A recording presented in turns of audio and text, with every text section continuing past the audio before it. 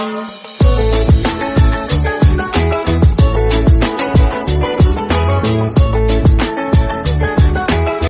The lord. ప్రభువైన యేసుక్రీస్తు వారు ఈరోజు మనకు అందిస్తున్నటువంటి వాగ్దానం యోబు గ్రంథం 24వ అధ్యాయం 23వ వచనం.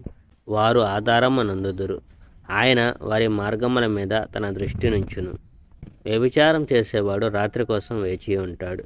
నన్ను ఎవరో చూడడం లేదు అని అతడు అనుకుంటాడు, కనుక అతడు తన ముఖం కప్పుకుంటాడు. రాత్రి వేళ చీకటిగా ఉన్నప్పుడు దుర్మార్గుల ఇళ్లలో చొరబడతారు, కానీ పగటి వేళ వారు వారి స్వంత ఇళ్లలో దాక్కుంటారు. వెలుగును వారు తప్పించుకుంటారు. ఆ దుర్మార్గులకు చీకటి ఉదయంలా ఉంటుంది, చీకటి దారుణాలకు వారు స్నేహితులు.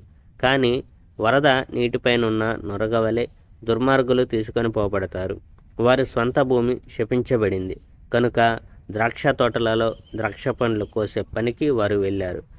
వేడిగా పొడిగా ఉండే గాలి శీతాకాలపు మంచు నీళ్లను తొలగించి వేస్తుంది.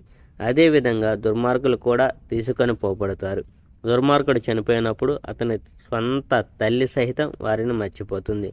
దుర్మార్గుని శరీరాన్ని పురుగులు తినివేస్తాయి, అతడు ఇంకెంత మాత్రము జ్ఞాపకం చేసుకోబడడు. దుర్మార్గులు పడిపోయిన ఒక చెట్టులా నాశనం చేయబడతారు. దుర్మార్గులు గుడ్రాలకి అక్రమాలు చేస్తారు. పిల్లలు లేని స్త్రీని వారు బాధిస్తారు. వారు విధవరాలికి దయ చూపెట్టరు.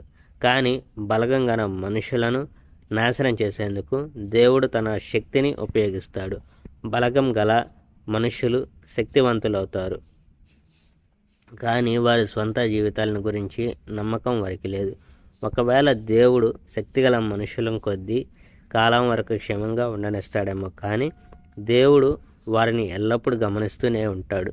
కొద్ది కాలం పాటు దుర్మార్గులు విజయం సాధిస్తారు, ఆ తర్వాత వారు అంతమైపోతారు.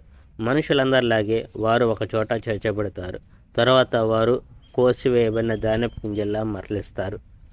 ఈ విషయాలు సత్యం కాకపోతే నేను అబద్ధం చెప్పానని ఎవరు రుజువు చేయగలరు? నా మాటలు వట్టివని ఎవరు చెప్పగలరు? Praise the Lord. May God bless our India.